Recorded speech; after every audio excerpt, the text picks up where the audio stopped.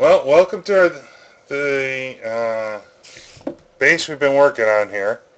My name's recanem, the uh, kind of master of ceremonies here, giving you the tour of the base. And I think we'll start with the wall of heads. This is some of the heads we've collected from Slice and Mobs. Um, and this is kind of the bedroom area where some of the folks that play on the server come in to help with community projects as they're around. We have It's Connor, Creator Burden, and JK. Those are the four folks that help to do some of the stuff you see here today, on and off. This is we're going to start the tour walking out of our bedroom into our main farm area here. And we'll show you the farms, how we've begun the world, and take you through the progress of how we've done stuff. And over here we have our Steve's Carts farms. There's 6 of them running that fuel our main base power supply via charcoal and saplings. We have our Steve's Cart wheat farm area, as well as cows, sheep, and animals, and sugar cane going back there. This is our main base building here in black. The back gray one here is a power supply room. I'll take you through there in a minute. Next is our monster TV room. We have our blue power room, our B room, and this is our Thaumcraft building. I'll take you through each of these in a moment. I just wanted to get a quick tour of the world here up on YouTube. And then out back is the project we worked over the weekend. This is our nuclear facility. And we'll go inside and kind of show you what it does. We're still working on tweaking it and adding more. We've actually managed to get one nuclear chamber running as we need. It powered four FSUs in roughly 5 minutes.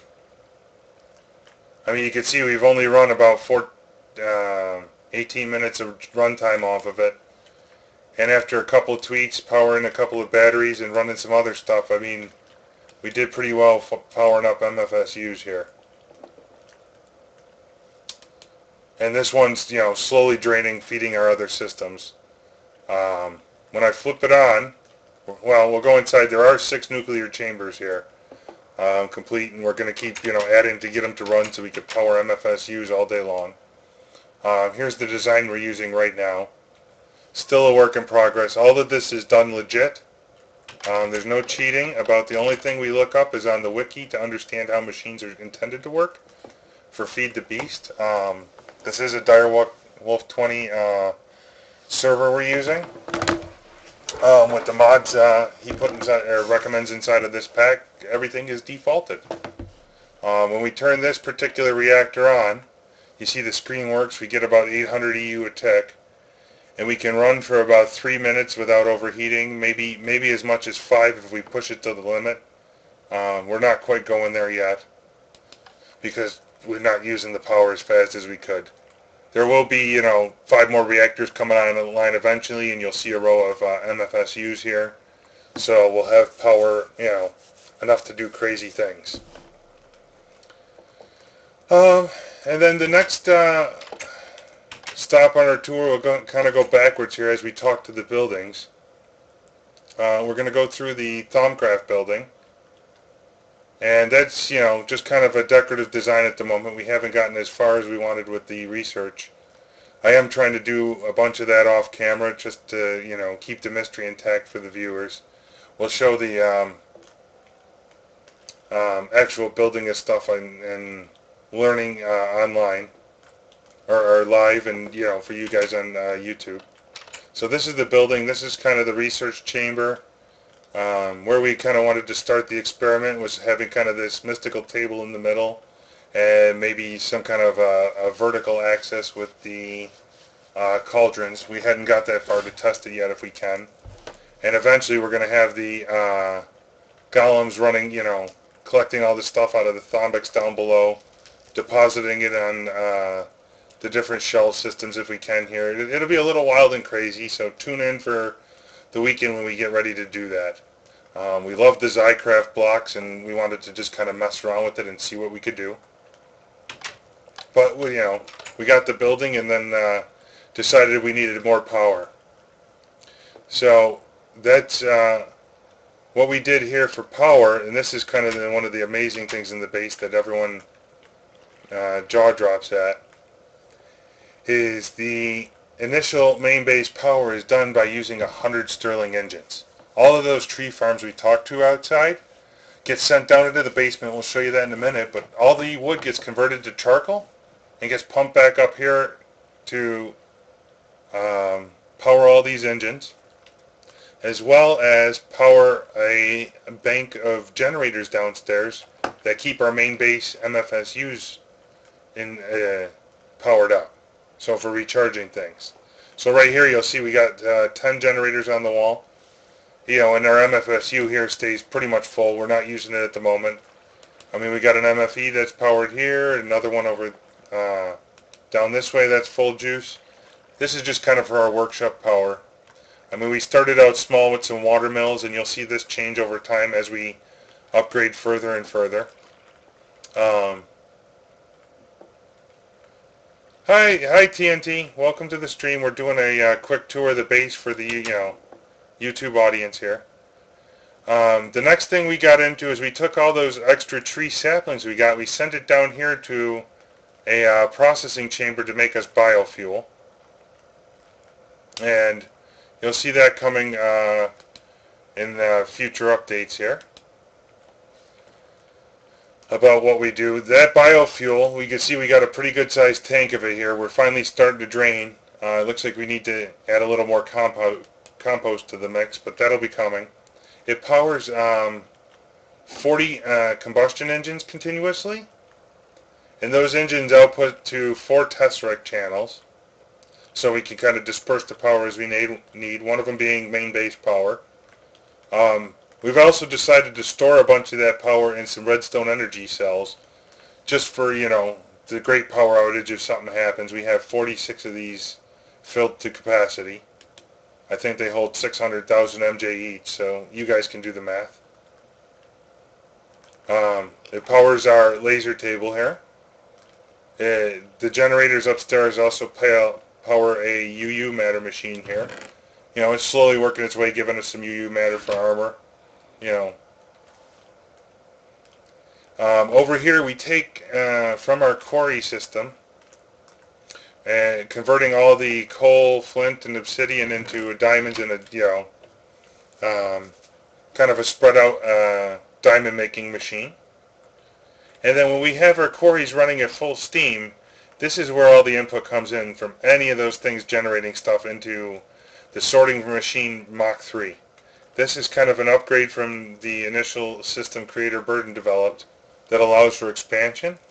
And right now we're only processing stuff that's coming in from one quarry,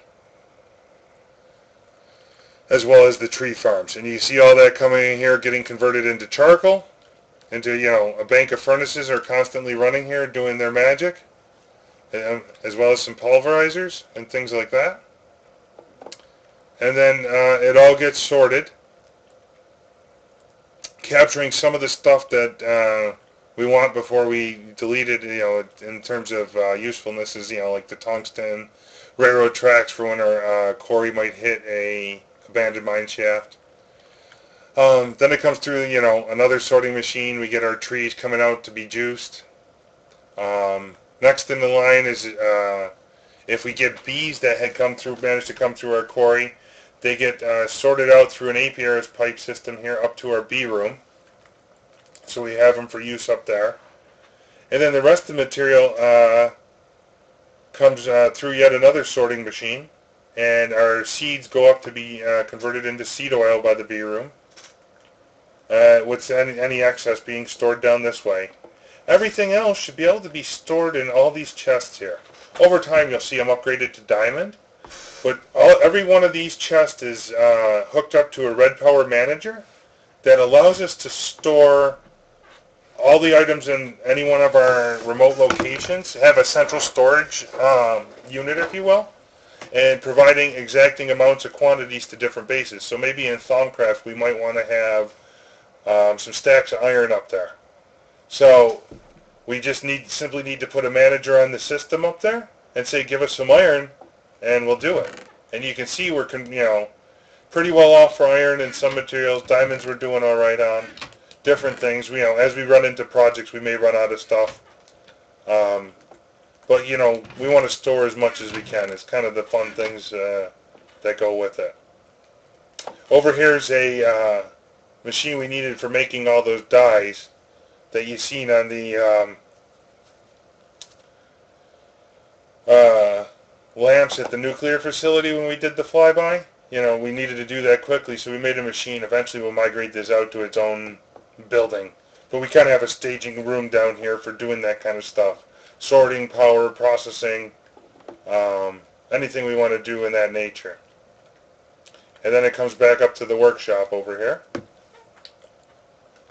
And this is kind of where we have all of our creations going on. And you'll see again more of these managers over here storing the assortment of stuff we want. So like maybe in our gems and dust we have a manager right here that says here's the different stacks of things we want in this chest at all times if we can provide it. Again, lots of little things up here. We also have a couple of tier 4 soul shards set up with zombies and skeletons, all hooked to a lighted switch. This is kind of a design by creator again, so let's give him props for that if you're watching. And you turn it on and the stuff comes flying down, and it will enchant books for us over time. If there's any interest in this, guys, let me know on the YouTube scene, and we'll go through and kind of give you the idea how things are done. Going a little further to our south here, we go over to our bee facility. And remember I was telling you that stuff comes up from the sorting room here when we find bees. It gets actually piped up right to here, because there's no need to send bees ever back down. But we can use all these bees to, either create more apiaries running, fill them up and create queens and do the genetic system, or we could just convert them directly into DNA juice. And you can see we got some tanks back out there of DNA, honey, and seed oil going. All that stuff comes up here and allows us to run our carpenters and things like that. Back in here we've got 21 automated apiaries running, producing material for us. The best queens we got so far are, or the most interesting, are the supernatural, the industrious, and a hardy rocky queen.